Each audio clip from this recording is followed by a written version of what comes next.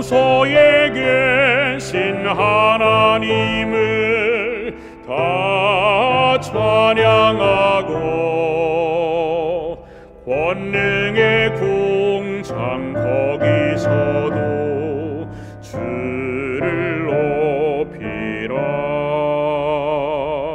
나팔을 불고 비파를 뜯어 찬양해.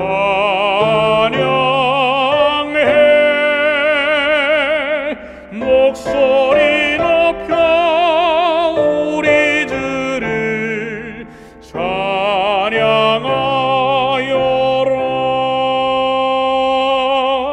지극히 크신 하나님을 다 찬양하고 능하신 업적 바라보고 주를 높이라. 수금을 타고 소고를 쳐서 찬양해.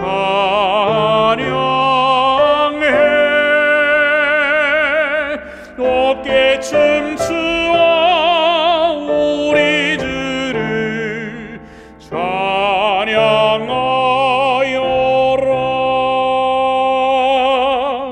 생명을 주신 하나님을 다 찬양하고 지으신 만물 가운데서 주를 높이라. 둥소를 불고 재금을 울려 찬양해.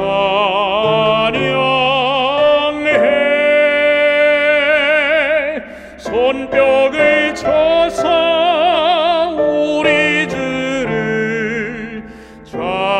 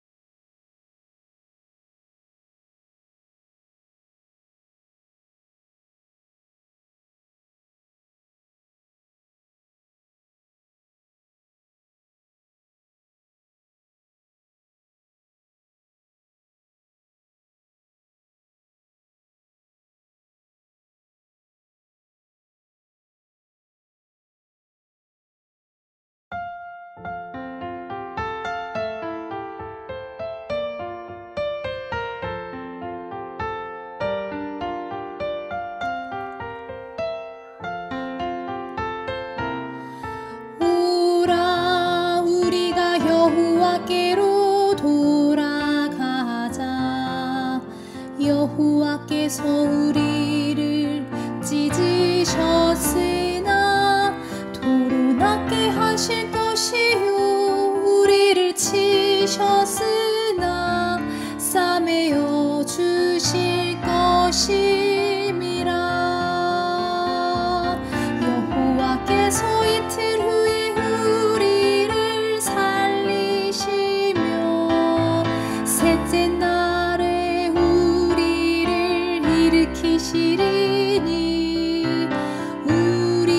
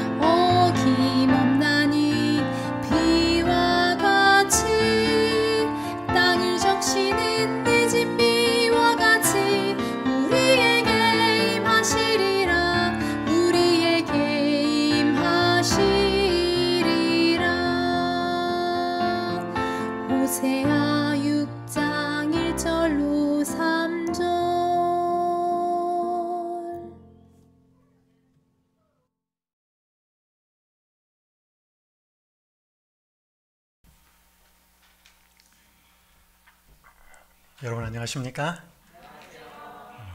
이 시간, 다음 시간에 걸쳐서 성경의 제일 마지막 책인 요한계시록을 여행해 보고자 합니다.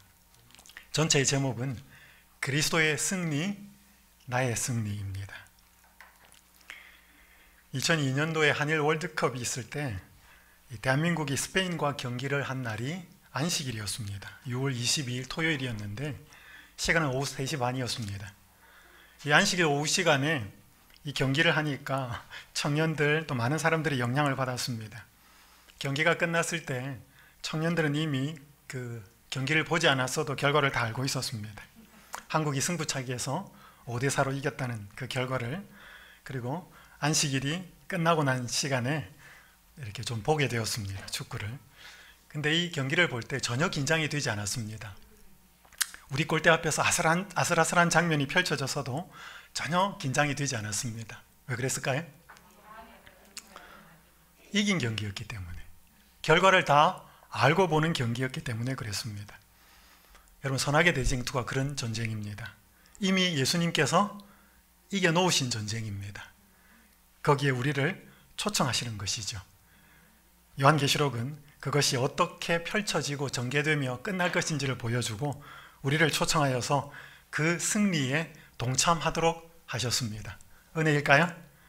은혜입니다. 그래서 저는 이번 요한계시록의 연구의 주제구절을 계시록 3장 21절을 잡았습니다. 이기는 그에게는 내가 내 보좌에 함께 앉게 하여 주기를 내가 이기고 아버지 보좌에 함께 앉은 것과 같이 하리라. 예수님은 이미 이기셔서 하늘 보좌에 앉으셨습니다. 여러분, 이 하늘에 있는 보좌, 특별히 하나님이 앉아 계시는 이 보좌는 한 명만 딱 앉을 수 있는 의자 같은 게 아니고 어떻게 보면 소파 같은 그 보좌에 함께 앉을 수 있는, 공동으로 앉을 수 있는 그런 보좌로 이해하시면 되겠습니다. 그래서 키워드는 승리라고 하는 단어를 가지고 전체를 한번 좀 보도록 하겠습니다. 간단하게 요한계시록 책이 어마어마한 책이기 때문에 서론을 좀 살펴보도록 하겠습니다. 요한계시록은 1차적으로 소아시아의 7 교회에게 주신 기별입니다. 그렇기 때문에 그 소아시아가 그 교회들이 직면한 문제들을 조금 이해하는 게 중요합니다. 그들은 황제 숭배로 인해서 박해를 받고 있었고요. 그 당시 헬라 문화 속에 함께 끼지 못하는 여러 조합이라든지 이런 것들을 통해서 대단히 힘들고 외로운 시기에 있었습니다. 그런데 그 위기의 때 그리스도는 아무런 하늘로 승천하신 다음에 별로 이렇게 자신들에게 직접적으로 나타나지 않는 그런 외롭고 암울해 보이고 교회의 미래가 어떻게 될지에 대한 답답함이 있을 때 하나님께서 요한계시록을 통해서 답을 주고 계십니다. 따라서 우리가 요한계시록을 이해할 첫 번째 내용은 소아시아 7 교회에 그리스도인 공동체에게 주시는 위로와 용기, 소망이 담긴 회람서신, 편지서라고 하는 것을 좀 이해할 필요가 있고요.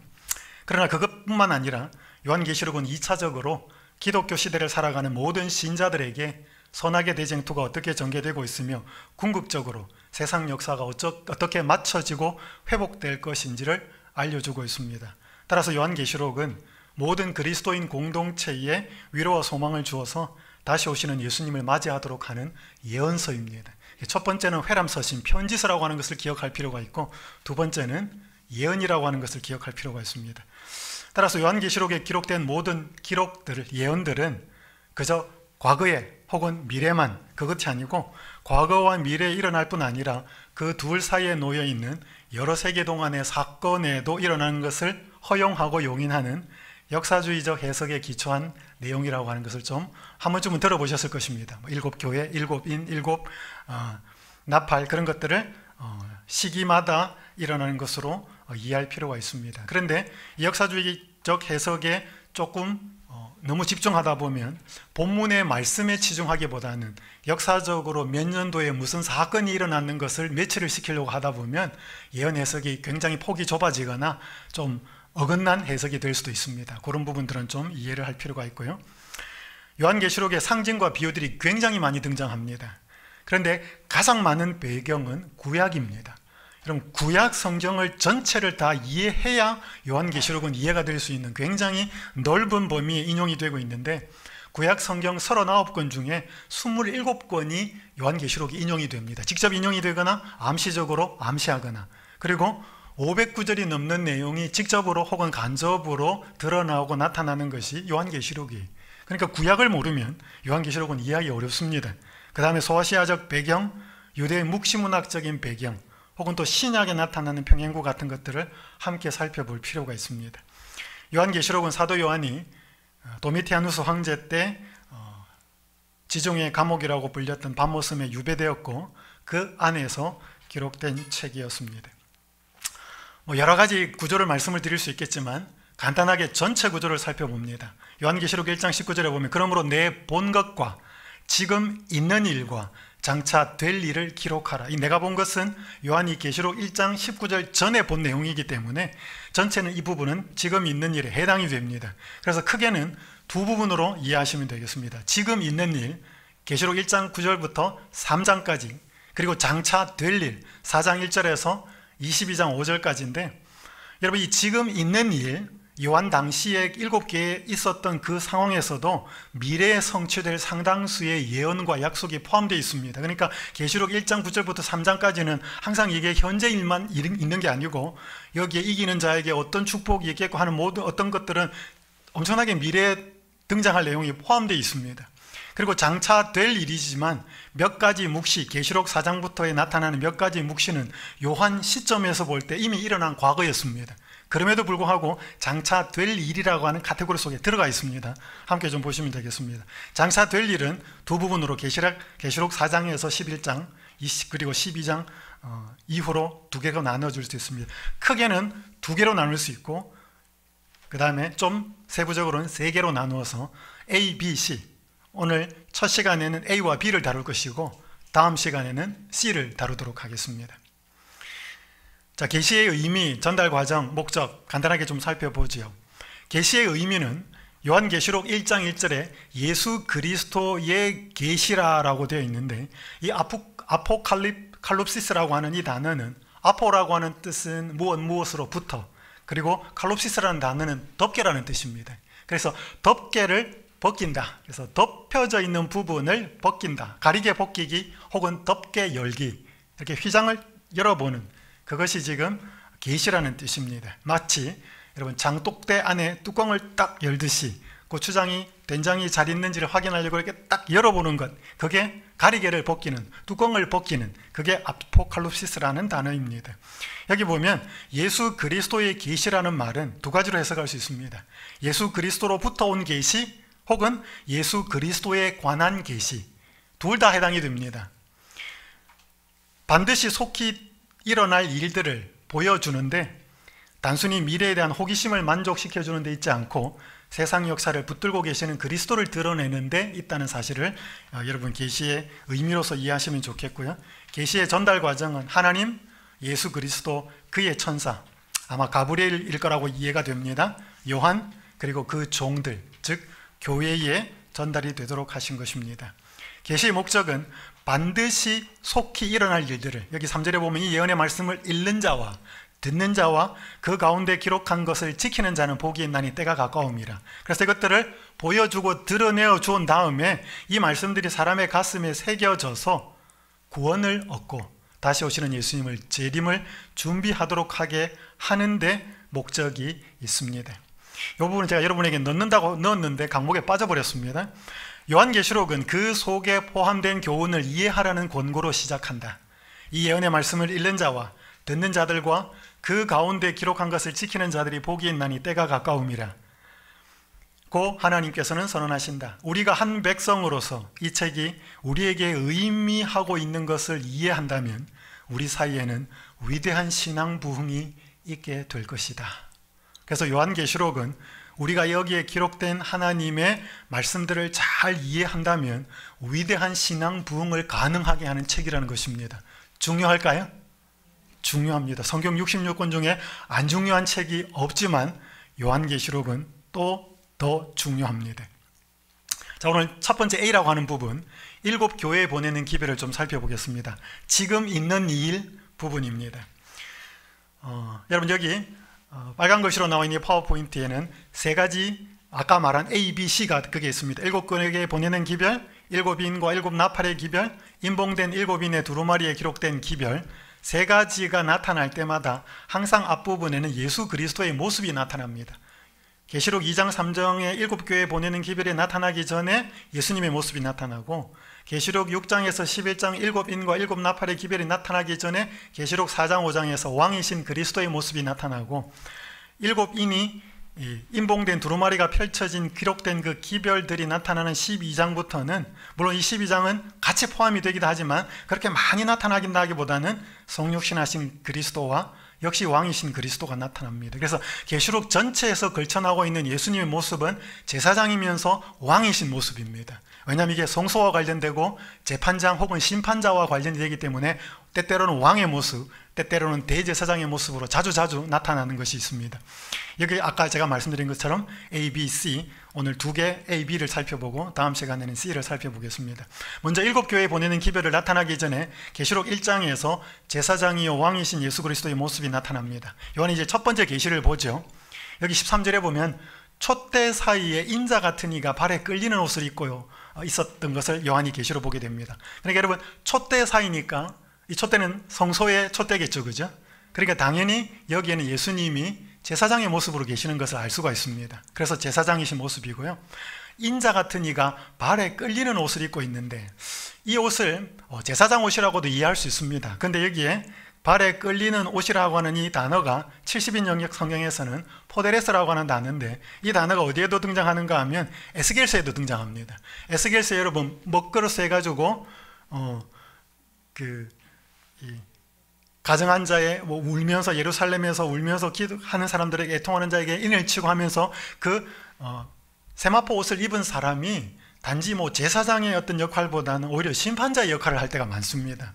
그래서 여기에는 왕이신 그리스도의 모습이 함께 나타나는 그 상황입니다. 그러면서 여기에 빨간 글자로 나와 있는 이 부분이 다 기록된 것은 아니지만 이 빨간 부분으로 기록되어서 예수님에 대한 묘사와 예수님의 요한에게 직접 해주신 이 모든 말씀들이 7교회의 처음 시작에 예수 그리스도가 소개되는 것에 그대로 반복이 되어서 다시 나옵니다. 그래서 에베소 교회도 나오고 서모나 교회도 나오고 하는 이 내용들이 그렇게 나온다는 것을 기억하시고, 이 첫 번째에서 좀 기억하실 것은 요한은 지금 굉장히 외로웠거든요. 교회가 지금 이 7교회들이 어떤 그 위기, 박해 내지는 소외, 힘든 상황 속에서 지금 예수님은 뭐 하고 계실까라고 하는 부담이 있었는데, 이 7 촛대 사이에 거닐고 계시며, 여기 20절에 보면 이 촛대는 7 비밀과 7 금촛대라, 7 별은 7 교회의 사자요, 7 촛대는 7 교회니라. 그러면서 교회 사이를 거닐고 계시는 예수님의 모습을 보여주면서 내가 너희들을 버리지 않았다, 내가 너희들 사이에 여전히 거하고 있다라고 하는 것을 보여주시지요. 2019년도에 대한민국의 한 정치인이 굉장히 힘들어하면서 시끄러웠습니다. 여러분, 제가 누구라고 말씀은 드리진 않겠는데요, 그 사람이 자기 아이와도 관련되어서 재판을 받는데, 그의 친구가 청와대에 있었는데 그 친구에게 기자가 인터뷰를 하는데 그가 자기 친구에 대해서 이렇게 이야기를 했습니다. 누구는 제 친구입니다. 대한민국에서 가장 지탄받는 인물이 되든 안 되든 저는 그 사람이 가장 힘들고 아파할 때 옆에 있을 것입니다. 재판 결과가 어떻게 나오든 저는 그 사람의 옆에 있을 것입니다. 여러분, 잘 나가고 좋을 때 친구했다가 그 사람이 돌맞고 그 사람이 비난받고 그렇게 되었을 때 만약에 떠나버린다면 진짜 친구는 아니겠지요. 그 사람이 좋을 때든 안 좋을 때든, 그 사람이 잘 살 때든 못 살 때든, 인기 있을 때 비난받을 때 늘 그 사람 옆에서 같이 있어준다면 그 사람 진짜 친구일까요? 그렇겠죠, 그죠? 여러분, 배우자도 그렇지 않겠습니까? 그래서 우리 결혼식 할 때 소위 말해서 하지 않습니까? 검은 머리 팥불이 될 때까지, 좋을 때든지 안 좋을 때든지, 건강할 때든지 아플 때든지 다 그렇게 말하는 것처럼, 여러분, 예수님은 우리가 좋을 때 안 좋을 때 세상 사람들과는 다르게 언제나 우리의 곁에 계시다는 것이죠. 그것이 첫 번째 이제 요한에게 보여준 제사장이시고 왕이신 예수님의 모습입니다. 그러면서 이제 7교회에 대한 기별이 나오는데, 여러분 7교회 기별들은 여러분 읽어보셨기 때문에 요약을 해서 좀 간단하게 말씀을 드리겠습니다. 각 교회에 보내는 기별은 6가지 공통점이 있습니다. 아시죠, 그죠? 각 기별은 교회의 주소로 시작하고 그리스도에 대한 묘사, 아까 살펴본 부분과 더 추가되는 부분으로 묘사가 되고요. 그 다음에 교회에 대한 평가가 있습니다. 내가 안다, 책망하고요. 성령의 음성을 들으라는 초청이 있고 이기는 자에 대한 약속이 있습니다. 여기서 중요한 것은 그들을 이기는 자가 되게 하는데 이 계시와 또 7교회에 보내는 기별들의 목적이 있습니다. 그래서 이기는 자에게는, 이기는 자에는. 그래서 여러분 요한계시록의 초반부에는 7교회에 보내는 기별을 통해서 이기는 자가 되어야 한다라고 하는 것을 말씀하고, 초반에 나오는 하나님의 백성과 7교회를 관련된, 그리고 역사적으로 교회에서는 지금 아직까지 완전한 승리를 거두지 않은 싸우고 있는 상태의 교회의 모습을 이야기하죠. 그리고 계시록 21장부터는 결국 이기고 승리한 교회의 모습입니다. 계시록 앞부분에는 싸우는 교회, 계시록 뒷부분에는 이긴 교회, 그리스도가 이기셨고 그렇게 함께 이겨서 승리하는 사람은 내가 이기고 아버지 보좌에 앉은 것과 같이 너희도 앉게 해주겠다. 그것이 계속 계시록 전반에 흐르고 있습니다. 여러분, 각 교회에 보내는 기별에는 아까 말씀드린 것처럼 당시 교회가 처한 형편에 대한 위로와 권면이 있습니다. 그런데 여러분 이해하실 것은 에베소 교회에게는 에베소 편지만 보내고 서머나 교회에게는 서머나 보내는 편지만 보낸 게 아니고 이게 회람 편지였습니다. 그래서 이게 어디서부터 출발했는가 하면 에베소부터 이렇게 돌았습니다. 그러니까 7편지가 에베소에 다 갔고 서머나에 다 갔고 두아디라에 다 갔습니다. 그러니까 쭉 읽을 때 자기 교회만 읽는 게 아니고 다 읽었습니다. 그러니까 여러분 결국에는 이웃 교회에서 있었던 그 문제와 상황도 같이 읽었다는 것입니다. 그러니까 자기들에게도 그게 교훈이 되었다는 것이죠. 그것이 그러니까 그 각 교회뿐만 아니라 주위 당시 1세기의 이웃 교회가 처한 상황에 있어서의 말씀도 같이 적용이 됐다는 것입니다. 그 다음에 이것은 또 아까 말씀드린 것처럼 역사주의적 해석에 의해서 기독교 전반적인 시대에 걸쳐서 말씀하는 말씀이기도 하고 오늘날 우리의 교회에게도 적용이 되는 말씀이기도 하지요. 그렇게 이해하시면 되겠습니다. 그리스도는 아신다라고 하는 부분, 특별히 여러분 7교회에 다 등장하는 단어가 내가 안다. 여기는 긍정적으로 너의 궁핍과 인내와 그걸 알고 또 내가 내 행위를 안다. 여러분 그때는 뭔가 좀 안다라고 말할 때 똑같은 표현일지는 잘 모르겠지만 부정적인 것도 알고 긍정적인 것도 알고 수고하고 애쓰는 것도 알고 힘든 것도 알고 너희가 죄짓고 있는 것도 내가 다 알고 있다. 그것이 다 포함이 되어 있는 단어겠습니다. 그리고 각 편지는 그리스도가 말씀하는 것으로 시작합니다. 그죠? 예수 그리스도의 모습. 그렇게 하면서 제일 마지막은 어떻게 돼요? 귀 있는 자는 성령이 하시는 말씀을 들을지어다. 물론 이게 항상 제일 마지막은 아니에요. 어떤 편지에는 이기는 자에 관한 것이 먼저 나오기도 합니다. 제일 마지막에 나오기도 합니다. 여러분 이걸 통해서 우리가 좀 알 수 있는 것은 성령 충만은 결국 그리스도의 말씀이 마음에 충만하게 되는 것을 의미하는 것이죠. 그러니까 그리스도가 말씀하고 귀 있는 자는 성령이 말씀하시는 것을 들을지어다라고 하니까 결국 그리스도의 말씀을 듣는 것은 뭘 듣는 거하고 똑같은가 하면 성령의 음성에 귀를 기울이는 것과 같다는 것입니다. 그러니까 그리스도 말씀 따로 성령의 음성에 호소하는 것 따로 아니고 성령 충만을 만약에 기도하고 애를 쓴다면 그리스도가 하신 말씀을 훨씬 더 마음에 새기는 것이 필요하다는 것을 우리는 7교회의 그리스도로 시작하고 성령으로 마치는 이 어떤 패턴의 모습을 잘 이해할 필요가 있습니다. 여러분 그리고 7교회의 형편은 갈수록 악화가 됩니다. 에베소, 서머나, 보모가모 교회는 대체적으로 신실했습니다. 물론 잘못한 것도 있었습니다. 물론 이 교회들에게서 곁길로 나간 신자들이 있었는데 도아디라 교회 네 번째 교회는 양분이 됩니다. 사대와 빌라델비아의 교회의 신자 대다수는 타협을 합니다. 그 중에 남은 무리가 나와요. 신실한 사람들이. 그러니까 대부분 신실하다가 한 반쯤 신실하다가 많이 안 신실하고 남은 무리가 신실하다가 라오디게아에 가서는 거의 다 안 신실하는, 그래서 이 7교회의 모습에 있어서는 교회가 갈수록 약화되고 악화된다는 것을 알 수 있습니다. 그래서 여러분 이 계시록 7교회에 보내는 기별에는 회개하라는 기별이 7번이나 나옵니다. 7교회에 다 나오는 것은 아닙니다. 5교회에 나오는데 한 교회에는 3번 나옵니다. 그렇기 때문에 총 7번이 등장을 합니다. 그리고 7번 좀 살펴보고자 하는 게 중요한 것인데요. 7교회의 형편이 갈수록 악화가 되는 반면에 이기는 자에게 약속된 축복은 갈수록 더 풍성해진다는 것입니다. 그래서 여러분 이게 많아져요. 이기는 자에게는 하는 부분들이 많아져요. 첫 번째는 그냥 에베소 교회에서는 생명나무 과일을 먹게 하겠다. 서머나 교회에서는 생명의 면류관, 둘째 사망의 해가 없겠다. 뭐 이렇게 쭉 하면서 계속 많아집니다. 축복들이. 근데 라오디게아 교회에게 주신 기별이 뭐냐면 아까 읽었던, 우리 기억절로 읽었던, 주제절로 읽었던 계시록 3장 21절이에요. 아주 짧습니다. 이기는 자에게는 내가 이기고 아버지 보좌에 앉은 것과 같이 하게 해주겠다. 같이 앉게 해주겠다. 이런 굉장히 짧아 보이지만 이것은 모든 앞에 등장한 축복들을 다 아우르는 축복입니다. 하나님의 보좌에, 그리스도가 앉으신 보좌에 승리한 자가 같이 앉으면 뭐예요? 그건 다 가지는 것이죠. 왜냐하면 왕으로서 통치하는 것을 의미하기 때문에. 그래서 여러분, 교회의 모습은 갈수록 타락하고 약해지고 죄가 많아졌지만 하나님께서 이기는 자들에게 주시는 축복은 훨씬 더 풍성해졌다는 것입니다. 그래서 우리가 잘 아는 것처럼 로마서 5장에 있는 20절에 있는 말씀처럼 죄가 더한 곳에 은혜가 더욱 넘친다라고 하는 것을 우리가 좀 이해할 필요가 있겠습니다. 7교회는 이렇게 간단하게 넘어가고요. 그래서 여러분, 7교회의 모습에 있어서 가장 중요하게 강조되고 있는 부분은 회개입니다. 여러분, 우리가 승리하는 비결은 결국 그리스도께 붙어 있어야 되고 하나님과 연결되어 있어야 되는데 결국 주께로 돌아와야 한다는 것이죠. 여기 외경에 보면, 베드로 행전이라는 책에 보면 재미있는 표현이 있습니다. 너희가 오른손을 왼손같이 하고 왼손을 오른손과 같이 하지 않으면, 위로 향한 것을 아래로 향한 것 같이 하지 아니하면, 그리고 앞에 있는 것을 뒤에 있는 것 같이 하지 아니하면 너희는 하나님의 왕국을 알지 못할 것이다. 여러분, 이게 무슨 뜻일까요? 오른손을 왼손같이 하고 왼손을 오른손과 같이 하지 않으면,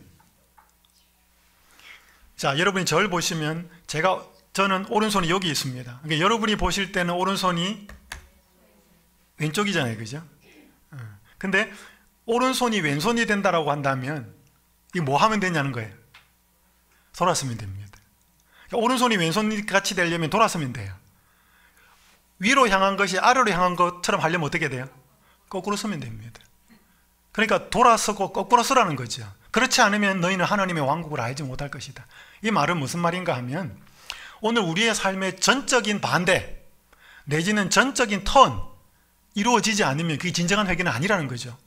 여전히 내가 세상적인 마음으로 향했던 것을 좋아하고 여전히 내가 집착하고 있는 것이 정말로 회개를 했다 그러면 하나님이 정말로 좋아하는 것이 아니라면 완전히 돌아서게 된다는 거죠. 그리고 내가 옳게 보는 것이 그럴 수도 있고, 그죠? 내가 진짜 그리스도를 알고 나면 그런 것이 옳을 수도 있습니다. 그러니까 회개라고 하는 것 자체는 뭐냐면 내가 기존에 알고 있는 내 삶의 패턴을 완전히 바꾸는 것을 의미한다는 것입니다. 심지어는 아예 180도처럼 달라지는 것, 그것이 회개고, 그렇게 하지 않으면 너희는 하나님의 왕국을 알지 못할 것이다. 외경에 있는 표현이지만 회개가 우리에게 어떤 의미인지를 한번 또 생각하게 하는 표현인 것 같습니다. 자, 그래서 제가 오늘 첫 번째 이제 A라고 하는 부분, 지금 있는 일이라고 하는 부분을 좀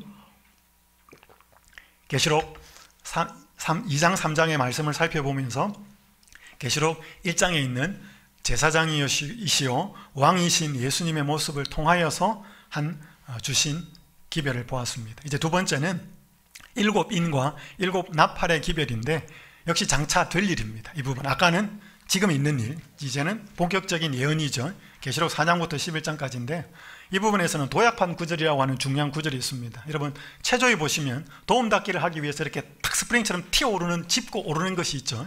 그런 성경 구절들이 요한계시록에는 몇 구절 나옵니다. 자, 그 중에 하나가 요한계시록 3장 21절인데요. 이 3장 21절은 아까 우리 주제절로도 외웠지만 이 3장 21절은 7교회에 보내는 기별의 요약이기도 합니다. 왜냐하면 7교회는 다 이기는 자에게는 이렇게 이야기하잖아요. 이기는 자에게는 어떤 축복이 있겠다. 이기는 그에게는 내가 내 보좌에 함께 앉게 하여 주기를, 내가 이기고 아버지 보좌에 함께 앉을 것과 같이 하리라. 그러니까 이 도약판 구절은 마치 수학에 보면 교집합 같은 구절입니다. 그러니까 이 계시록 3장 21절은 7교회에 보내는 기별에서의 결론에 해당이 되고요. 그리고 뒤에 하늘 보좌의 왕으로 즉위하시는 그리스도 4장 5장의 부분에 있어서의 서론과 같은 역할을 합니다. 왜냐하면 여기에 지금 예수님이 이기고 왕으로의 하늘 보좌의 왕으로 등극하시는 내용이 계시록 4장 5장이거든요. 아까 이 부분 한번 살펴보셨습니다, 그죠? 그러니까 두 번째 큰 장차 될 일에 대한 7인과 7나팔의 기별이 나오기 전에 계시록 4장 5장에서는 왕이신 그리스도의 모습이 나타난다는 것입니다. 다 살펴볼 수는 없고요. 계시록 4장은 그 5장의 왕으로 등극하시는 예수 그리스도의 배경이 되는 장면이고요. 무대가 되는 장면입니다. 계시록 5장 33절에 이렇게 말씀하죠. 하늘 보좌의 왕으로 즉위하신 그리스도의 모습인데 내가 또 들으니 하늘 위에와 땅 위에와 땅 아래와 바다 위에와 그 가운데 모든 피조물이 이르되 보좌에 앉으신 이와 어린 양에게 찬송과 존귀와 영광과 권능을 세세토록 돌릴지어다. 계시록 4장에 보면 여러 찬양이 나오는데 만물을 창조하신 창조에 대한 찬양의 이야기가 계시록 4장에 나오고요. 계시록 5장에서는 어린 양이 구속하신 것에 대해서 찬양하는 내용이 계시록 5장에 나옵니다. 근데 보면 여기 예수님이 보좌에 앉으신 것 같아요? 안 앉은 것 같아요? 잘 안 앉은 것 같아요. 그죠? 하나님은 여전히 보좌에 앉아 계신 것 같은데, 근데 여러분 이 내용을 보시고 뒤를 보시면 보좌에 앉은 것을 알 수 있습니다. 예수님이 하늘의 보좌의 왕으로 대제사장으로 등극하신 것은 적어도 두 가지가 의미가 있습니다. 첫 번째는 하늘 성소가 가동이 되었다는 뜻이고, 두 번째는 성령이 강림했다는 것을 이야기합니다. 그래서 따라서 이 땅에 복음 사업이 이루어지는 부분과 하늘 성소에서 대제사장의 봉사 이루어지는 부분이 같이 간다는 것을 이해할 필요가 있겠습니다. 자, 여러분, 예수님이 왕으로 등극하실 때 특별히 구약에서 다윗의 자손들이 왕이 되면 언약책을 그 당시에 존재하는 것을 받아서 자기가 한부를 복사를 미리 써야 했습니다. 그리고 늘 자기 곁에 두면서 그 말씀을 읽으면서 통치를 해야 했습니다. 그것이 언약책이었는데 그 언약책은 신명기였습니다. 그것이 왕이 통치할 때, 왕으로 오를 때 제사장 앞에서 그걸 베꼈습니다. 그리고 늘 옆에 두어야 했죠. 그래서 그 말씀을 늘 연구하고 순종하고 그 말씀에 근거해서 왕으로서 통치를 해야 했습니다. 그것은 인간 왕으로서 하나님의 대리자로 하나님께서 원하시는 그 방법대로 통치해야 된다는 것을 의미했기 때문에 율법서를, 언약서를 두면서 그래서 왕이 될 때는 그 언약서를 받아서 베꼈습니다. 여러분, 그것처럼 예수님이 십자가에서 달려 돌아가시고 하늘로 승천하셔서 왕으로 등극하시는데, 왕으로 등극할 때 아까 왕은 이 땅에서 뭘 받았다 그랬죠? 언약책을 받았다 그랬습니다. 근데 계시록 5장에서는 하나님의 손에서 7인이 봉해진 두루마리를 받습니다. 이것을 우리가 이제 구약과 예수님의 어떤 왕으로 등극하시는 그 어떤 그 패턴 속에서 이 7인이 봉해진 두루마리가 언약책이다. 그것이 딱 신명기는 아니겠지만 언약에 관한 말씀이다라고 하는 것을 좀 이해하실 필요가 있겠습니다. 그래서 보면 두루마리가 있는데, 여기 내가 보면 보좌에 앉으신 이의 오른손에 하나님이십니다. 오른손에 두루마리가 있는데 안팎으로 썼고 7인으로 봉하였더라. 누가 떼기에 합당하냐? 예수님이 뗀다. 그 이야기를 말씀을 하고 있습니다. 여기서 예수님이 왕으로 등극, 즉 7인이 봉해진 두루마리를 취하셨다는 것, 아까 말대로 왕이 언약책을 취하고 베낀다는 것은 왕이 되었다는 것이거든요. 예수님이 하나님으로부터 이 7인이 봉해진 두루마리를 취하신 것은 성부 하나님이 성자 하나님께 세상의 주권을 위임하셨다는 의미이고, 그리스도께서 성부의 보좌에 함께 앉아 공동 통치자가 되셨음을 의미하는 것입니다. 그래서 아까 계시록 5장에 어린 하나님의 보좌와 어린 양 이렇게 나와 있었지만 우리는 같이 앉은 것으로 이해하시면 되겠다는 것입니다. 자, 여러분, 7인, 7나팔 많이 들으셨는데 잘 모르시기도 합니다. 근데 다 세세토록 알 필요는 없지만 중요한 걸 좀 몇 가지 이해할 필요가 있습니다. 7인은 말 그대로 예수님이 하늘로 승천하셔서 왕으로서 앉으신 다음에 받으신 것이기 때문에 그것을 떼는 것이 이제 어린 양이 떼시는데, 그것이 뗄 때마다 일어나는 사건들을 묘사하고 있거든요. 그러니까 이것은 십자가가 있은 후에, 승천하신 후에 특별히 7인은 하나님의 복음이 전파되는 과정에서 복음을 받아들이는 사람들의 반응과 거절하는 사람들의 반응에 의해서 나타나는 여러 가지 사건들 내지는 결과들을 묘사합니다. 특별히 여기 기억하실 것은 두 번째, 네 번째 인이 떼어질 때 여기에 언약적인 저주들이 등장합니다. 여러분, 하나님께서 이스라엘 백성들을 인도하여 난 다음에 이스라엘 백성들과 순종하면 복을 받고 불순종하면 저주를 받는 그 레위기 26장과 신명기 26장에 있는 언약을 맺죠. 그 언약적인 저주 중에 몇 부분이 칼, 특별히 전쟁이고요, 기근, 그 다음에 사나운 짐승, 전염병, 이런 것들이 많습니다. 또 그 외에도 있어요. 근데 하나님께서 이걸 왜 기록하게 했는가 하면 그들의 삶에 혹은 사회에 이런 재난이 닥치면 우리가 하나님께 불순종하고 하나님의 언약을 깨뜨리고 어겨서 이런 일이 일어나는가 보다. 그래서 이런 일이 일어나면 뭐 하라는 거죠? 회개하고 돌아오라는 거죠. 그래서 이걸 언약적 저주라고 혹은 언약의 저주라고 표현을 합니다. 여러분, 그게 내재인을 뗄 때 나타납니다. 그런데 이것은 여기 네 번째 보면 첫 번째 이 내인을 개봉할 때에 묘사된 장면은 하나님의 백성을 회개케 하려고 의도된 예비적인 심판. 그러니까 이 일곱 인과 일곱 나팔은 다 심판입니다. 다 심판인데 하나님의 자비가 섞인 예비적인 심판이고요, 일곱 재앙은 하나님의 자비가 섞이지 않는 본 심판이 되게 되어 있습니다. 그리고 일곱 인과 일곱 나팔을 조금 구분하면 일곱 인은 하나님의 백성이 불순종하는 것이고 일곱 나팔은 하나님을 대적하는, 어떻게 보면 악인들, 요한계시록의 표현대로 한다면 땅에 거하는 자들, 그들에게 경고하고 메시지를 주어서 회개하고 돌아오라는 기별입니다. 그러니까 일곱 인의 기별과 일곱 나팔의 기별은 다 경고의 기별이고 심판의 기별인데 예비적인 심판이고 목적은 회개케 하는 기별이라는 것을 좀 아시면 되겠습니다. 그럼 일곱 인이 뭘까? 이 일곱 인으로 봉해진 이 내용이 뭘까? 화이트는 이렇게 표현하고 있습니다. 일곱 인으로 봉해진 두루마리는 뭘 담고 있다? 세계 역사를 담고 있다. 예수님의 펼쳐진 손에는 하나님의 섭리의 역사, 민족과 교회의 예언의 역사에 두루마리 책이 놓여 있었다. 거기에는 하나님의 말씀, 그분의 권세, 그분의 명령, 그분의 율법, 영원하신 분이 상징적으로 주신 권면, 국가들의 모든 통치 세력의 역사가 포함되어 있다. 그 두루마리에는 지구 역사의 시작부터 종말에 이르기까지 모든 나라와 방언과 백성의 영향력이 상징적인 언어로 담겨져 있었다. 그러니까 뭐 정확하게 모르셔도 됩니다. 어쨌든 간에 하나님이 세상의 마지막 종말을 향하여 가시는 데 있어서 하시는 일과 나라들의 상황과 이런 예언들이 기록이 되어 있다는 것을 이해하시면 되겠습니다. 그것이 이제 일곱 인이고요. 여러분, 나팔은 구약 성경에 뭐 이렇게 양나팔도 있었고 은이나 쇠로 만든 나팔도 있었는데 구약에서 나팔을 부는 여러 가지 경우가 있었습니다. 여러분, 나팔을 분다는 것은 좋은 일, 나쁜 일 모두 다 알리기 위해서였습니다. 여러분, 요즘 우리 뭐 지진이 좀 있거나 코로나 상황으로 뭐 누군가가 많이 어느 지역에 코로나 상황이 발생했으면 우리 휴대폰으로 대부분 안전 문자 오지요. 예, 그것처럼 뭔가 알리는 거죠. 여러분, 이 당시에는 뭐 어떻게 알렸겠습니까? 뭐 현대 문명 도구가 없는데. 그래서 나팔을 분 것이죠.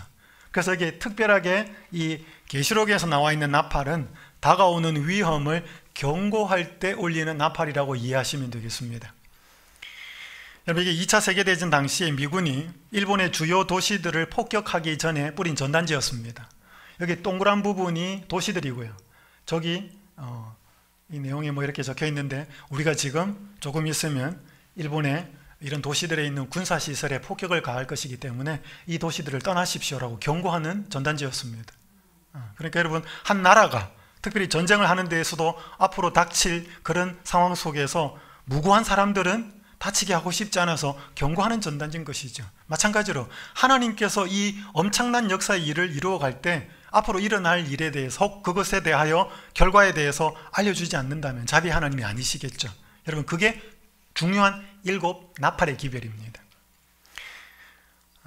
그래서 여러분, 일곱 나팔과 일곱 인의 차이는 뭔가 하면 요한계시록 9장 4절에 보면 오직 이마에 하나님의 인침을 받지 아니한 사람들만 해하라.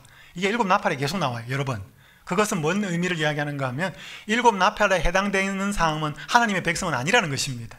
입맞지 않은 사람들이라는 것을 생각하시면 되겠습니다. 역시 일곱 나팔의 목적도 회개케 하고 돌아오게 하는 기별인데 일곱 인은 하나님의 백성들이고 이것은 악인들이 회개하고 하나님께 돌아오도록 하는 기별인데 보면 회개하지 않겠다라고 자꾸 그렇게 나와 있습니다. 이 심판 역시 하나님의 자비가 섞여 있는 예비적인 심판입니다. 자비가 섞여지지 않는 본 심판이 일곱 재앙이고 그리고 완전한 하나의 더 심판이 있는 것이 요한계시록 20장에 있는 최후의 심판입니다. 사탄과 불과 유황으로 다 심판되는 그 심판이죠. 그래서 여러분, 도표 제가 그냥 갖고 왔는 건데, 여기 7 나팔에 보시면 자꾸 나오는 내용이 뭐냐면 3분의 1이라는 내용이 나옵니다. 이런 수목의 3분의 1. 왜냐하면 수목은, 나무들은 백성을 가리키는 거거든요. 예수님이 십자가에 달려서 올라가실 때 사람들이 막 쫓아오고 막 울 때, 나를 위해 울지 말고 너희와 너희 자손들을 위해서 울어라. 푸른 나무에도 이같이 하거든 마른 나무에는 어떻게 되리요. 특별히 이스라엘 나라를 포도나무로 비유하잖아요. 포도원으로. 그래서 이게 수목, 이 나무, 풀, 이것들은 전부 백성들을 상징하는 거거든요. 여기에 뭔가 쏟아지는 심판을 이야기하는데 다 3분의 1이에요. 그래서 3분의 1이라는 표현은 전면적은 아니라는 것입니다. 일부가 있다는 거죠. 그러니까 여기는 아직도 하나님의 자비가 있다는 것을 계속 보여주고 있는 것입니다. 한번 살펴보시고 역사적으로 어떻게 이루어지는 부분을 보시면 되겠는데, 여기서 여러분 중요한 것이 7인과 7 나팔에는 패턴이 거의 비슷합니다. 첫 4개가 나오고 2개가 나오고 마지막 7번째가 나올 때 막간이 있습니다. 삽입 부분이 있는데, 그러니까 여러분 이게 같은 내용이거든요. 거의가. 그렇기 때문에 이 막간의 내용, 이 부분, 특별히 7인의 막간은 요한계시록 7장에 입맞은 사람들에 관한 이야기입니다. 14만 4천. 그리고 요한계시록 10장 11장은 힘센 천사가 작은 두루마리를 갖고 있는 것을 요한이 받아가지고 먹어버리면서 입에는 달고 배에는 쓴 경험을 하면서 다시 예언하여야 하리라 라고 하는 10장의 기별을 이후에 11장에서는 1절 2절에 성전을 측량하는 이야기가 나옵니다. 성전과 그 다음에 제단과 그리고 백성들을 측량하고, 요한계시록 11장 2절에 보면 성전 마당은 측량하지 마라 그랬습니다. 그거는 한때와 두때 반때 42달 동안 내가 이방 사람들한테 주었다 그렇게 나옵니다. 그러니까 여러분, 이 작은 두루마리를 먹어버리고 뭐 하는 경험, 성전 측량하는 경험, 그 다음에 두 증인이 받게 될 그런 고난과 시련들은 다 뭐하고 관련되는가 하면 입맞은 사건 혹은 입맞는 사건들과 같은 의미로 이해가 되면 됩니다. 그러니까 여러분, 이걸 같이 연구하면 이 부분의 의미가 더 무엇인지 분명하게 알게 됩니다. 이 부분만 제가 살펴보고서 이제 마무리하겠습니다. 그래서 여러분, 7인과 7 나팔의 막간은 연관성이 있습니다. 이게 두 개 다 삽입된 부분이고 같은 시기에 말하는 것이거든요. 그래서 7장에서의 입맞은 사람들의 이야기는 요거는 이제 나팔의 막간입니다. 펼쳐진 작은 두루마리를 먹고 나서 꿀같이 단 경험과 쓰라린 경험을 하고 다시 예언하라는 말씀을 들은 이 계시록 10장은 재림운동과 관련된 기별이지요. 여러분 잘 아십니다. 그런데 이게 입맞는 일에 굉장히 연관이 되어 있다는 것입니다. 그리고 11장은 성전을 측량하라는 말씀을 듣지요. 아까 말한 대로 성전과 제단과 그 성전에서 경배하는, 예배하는 사람들을 측량하라 그랬거든요. 그것은 여러분, 이게 말 그대로 성전을 측량한다는 것은 하늘 성전과 관련되는 것입니다. 하늘 성소의 가동과 하늘에서의 예수님의 대제사장으로서의 봉사를 의미하고, 사람을 측량한다는 것은 심판하는 것과 같이 맞물려 있습니다. 조사심판이 여기 다 관련되는 거죠. 여러분, 그게 전부 다 뭐하고 관련되는가 하면 입맞는 사건과 관련이 된다는 것입니다. 그게 7인의 막간과 7 나팔의 막간이 연관되어 있다는 것을 이해하시면 이해가 됩니다. 그러면서 이 요한계시록 10장에서 왜 저 쓴 경험을 할 수밖에 없었는가? 이 성전을 측량하는 것, 하늘 성소의 가동과 관련된 무엇이 이게 필요가 있었기 때문에 이 위에는 대실망의 경험이 있었다는 것이죠. 그러니까 같이 맞물린다는 것입니다. 이게 전부 다 이 땅에서 살아가는 사람들이 입맞는 작업과 관련되어 있다는 것입니다. 그리고 11장은 두 증인의 사역이 나오는데, 상징적 두 증인을 통해서 최후의 복음 기별을 선포할 때 하나님의 백성이 당할 쓰라린 경험을 보여주는 것입니다. 두 증인이 막 죽기도 하고 막 부활하기도 하고 그러잖아요. 고통당하기도 하고. 그것이 전부 다 입맞는 것과 관련된다는 것이죠. 그래서 입맞는 일과 복음을 전하는 일과 하늘 성소에서의 예수님의 대제사장의 봉사와 심판과는 이게 전부 다 밀접하게 관련된다는 것입니다. 그래서 막간이라고 하는 부분을 통해서 살펴보면 계시록 7장과 10장, 11장이 굉장히 깊이 있는 관련이 있다는 사실, 그렇게 좀 이해하시면 되겠습니다. 그리고 다시 한번 보시면 대단히 재밌습니다. 그래서 우리는 지금 여러분 입맞는 과정 속에 있습니다. 그죠? 그래서 우리는 이미 인을 맞았다 그랬죠. 그죠? 근데 우리는 아직 맞을 인도 있습니다. 받아야 될 인도 있고, 받은 인이 있고 받아야 될 인이 있다는 것입니다. 여기 라론델 박사가 이렇게 말했습니다. 하나님의 종들은 그리스도와 하나 되는 침례를 통해 받은 성령의 영적 인을 이미 소유하고 있다. 이미 받았다 그랬어요. was sealed 그랬습니다. 그러므로 그들은 그리스도 안에 있다. 그러나 마지막 때에 사는 하나님의 종들은 짐승의 표와 관련하여 시험을 받고 죽기까지 충성하게 된 이후가 되어야 하나님의 인정의 표, 사망과 파멸의 세력으로부터 방패의 표로 그분의 천사들로부터 독특한 종말적 인을 받게 될 것이다. 그러니까 우리는 이미 인을 받았고 이 인을 또 받아야 된다는 것입니다. 여러분, 누가 이 인을 받게 되는가? 오늘 우리의 매일의 삶에서 우리가 인을 받아야 되죠. 그래서 우리가 잘 아는 대로 매일 성령의 침례를 받아야 된다. 하나님의 인정하심을 받아야 된다. 그 과정 속에 있는 사람은 이 종말적 인을 받는 데에도 동참하게 되겠죠. 그래서 우리는 이미 받은 인이 있고 받을 인이 있는데, 그때까지 우리 매일의 삶 속에서 인을 받고 하나님의 인정과 매일의 침례를 받고 성령 충만하게 되는 경험은 필요하고, 이것이 연속선상에 있어야 된다는 것을 의미하고 있는 것입니다. 자, 여러분, 아까 말씀드렸죠. 우리가 인 맞는 일에 있어서 아주 중요한 부분은 우리가 흔히 아는 대로 품성의 준비가 돼야 된다는 거잖아요. 그죠? 하나님의 백성으로서 하나님의 형상이 나타나야 된다는 부분인데, 이게 아까 두 증인의 삶, 혹은 계시록 10장에 입에는 달고 배에서는 쓴 긍음의 어떤 복음을 전하는 그 사업과 관련이 같이 되어 있다는 거죠. 그러니까 복음 전하는 사업하고 품성이 이루어지는 것하고는 굉장히 밀접한 연관이 있다는 것입니다. 그래서 이거 하나님이 같이 두셨다는 거죠. 인치는 사업을. 여기 시대소망 142페이지 이런 말씀이 있습니다. 하나님께서는 우리의 도움 없이도 죄인을 구원하시는 당신의 목적을 이루실 수 있었다. 여러분, 그래? 여러분, 하나님이 우리 도움 없이도 복음 사업을 땅 끝까지 마치는 일을 하실 수 있어요. 그렇지 않아요? 왜 우리 보고 뭐 세천사의 기별이니 뭐니 왜 우리에게 그 역할을 맡기실까요? 그러나 그리스도와 같은 품성을 개발시키기 위해서 우리는 그분의 사업을 분담해야 한다. 그분의 기쁨, 곧 그분의 희생을 통하여 구속받은 영혼들을 보는 기쁨에 참여하기 위하여 그들의 구속을 위한 그분의 사업에 참여해야 한다. 그러니까 우리가 하나님의 마음을 가지고 복음을 전하는 일에 헌신할 때 누구보다도 그리스도의 품성을 더 많이 이해하게 되고, 거절받을 때, 무시당할 때, 여러분, 그 모든 과정을 통해서 우리는 품성이 개발된다는 것입니다.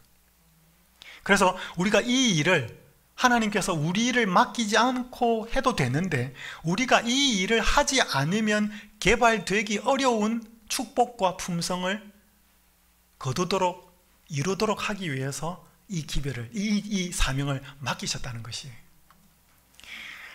여러분, 이 동상은 J.N. 앤드루스,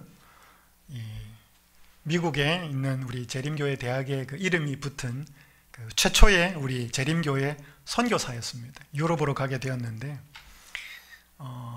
그 유럽으로 나갈 때 아내를 사별을 하고 갑니다. 아내와 사별한 다음에 2년 뒤에 45살 때 1874년에 2명의 자녀를 데리고 유럽으로 갑니다. 12살 난 딸하고 16살 난 아들을 데리고 유럽으로 선교를 갑니다. 미국을 떠나서 스위스로 가지요. 근데 이 앤드루스는 대총회로부터 전혀 물질적인 지원을 받지 않고 말 그대로 자비량합니다. 모든 것을 스스로 해결하는데 그렇게 선교가 잘 되지 않았습니다. 그러다가 4년 만에 딸이 폐결핵으로 세상을 떠납니다. 아내 2년 전에 출발하기 전에 세상을 떠났죠. 여러분, 그 12살 딸 데리고 갔는데 4년 만에 죽어요. 여러분, 그러면은 뭐 다 집어치우고 그냥 다 포기하고 싶은 마음 들지 않겠습니까? 그런데 슬퍼할 시간도 없이 아들과 함께 계속 복음을 전합니다. 그러다가 그도 9년 만에 또 세상을 떠납니다. 그래서 그의 그러한 선교적 헌신을 기리기 위해서 이 미국의 지금 대학이 이 앤드루스의 이름을 따서 앤드루스 대학이라고 불리고 있습니다. 여러분, 그 사람이 자기의 아내를 잃고도 혹은 그 자기의 사랑하는 딸을 잃고도 계속 그 일을 하면서 그의 마음은 어떤 의미, 어떤 생각들이 그의 마음에 들었을까요? 여러분, 분명히 그 예수님의 마음을 계속 이해했을 것입니다. 더 분명히 예수님의 마음을 깨달아가게 되었을 것입니다. 영혼을 사랑하는 마음, 그만둘 수 없는 마음. 그래서 여러분, 요한복음 4장에 보면 예수님이 수가의 여인을 생명수를 전하실 때, 그 여인을 만나실 때 예수님의 제자들이 그 사마리아에 먹을 거 구하러 가잖아요. 그래서 먹을 거 구하러 왔을 때 예수님 보고 좀 자수십시오 그러니까 예수님은 내가 너희들이 모르는 양식이 있다 그랬습니다. 그때 제자들은 누가 우리 없을 때 뭐 먹을 거 갖다 주셨는가 보다 그렇게 생각했습니다. 근데 그 설명에 이렇게 기록되어 있습니다. 예수께서는 그 여인에게 하신 당신의 말씀이 그 여자의 양심을 깨우쳤을 때 기뻐하셨다. 예수께서는 그 여자가 생명수를 마시는 것을 보셨다. 그리하여 그분의 주림과 갈증은 채워졌다. 진리를 위해 줄이고 목마른 영혼을 섬기는 것이 그분에게는 먹고 마시는 것보다 더 기쁜 일이었다. 예수께는 그것이 안위와 원귀 회복의 요소였다 그랬습니다.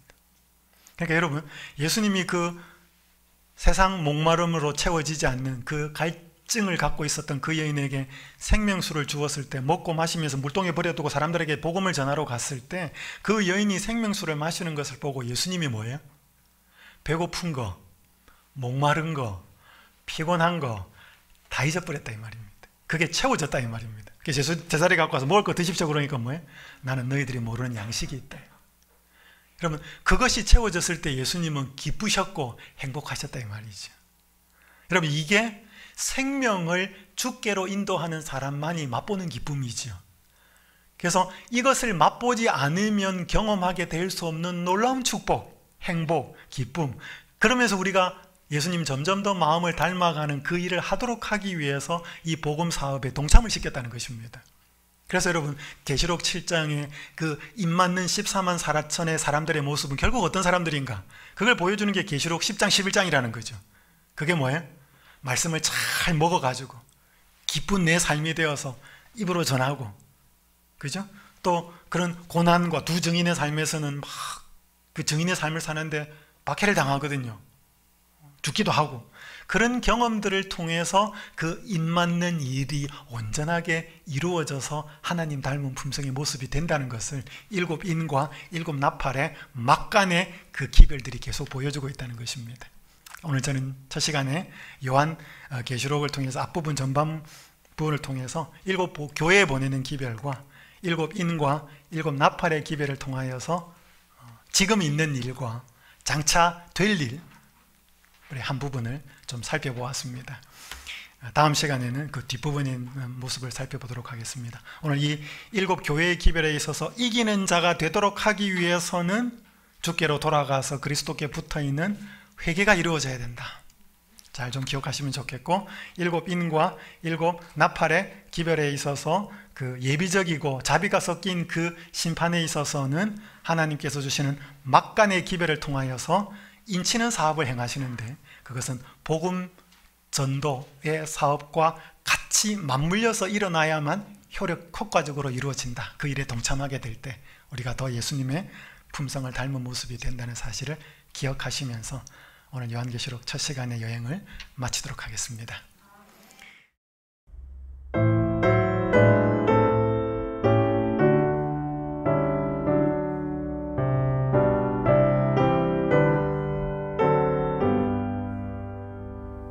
구주를 생각만 해도 내 맘이 기쁘니 그 얼굴 친히 뵐 때야 내 기쁨 어떠리. 이 세상 좋은 음악을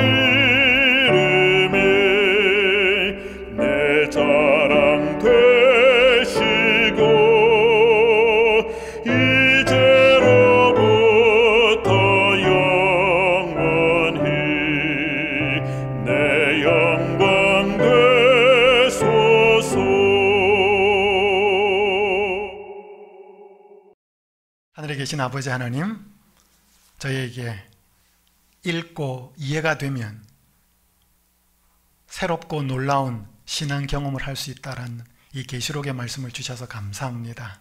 이 말씀들을 잘 읽고 기도하며 연구하여서 저희에게 주시는 말씀이 무엇이고 현재 일어나고 있는 일들이 어떠하며 앞으로 될 일이 어떠한지를 분명히 깨달아서 예수님의 하시는 일과 예수님의 오시는 발자국 소리를 잘 듣게 하시고 그 가운데 저희가 어떤 삶을 살아야 하는지를 분명히 이해하고 배우는 예언을 깊이 이해하고 깨닫는 재림신자가 되도록 축복하여 주시옵소서. 예수님의 이름으로 간절히 기도드리옵나이다. 아멘.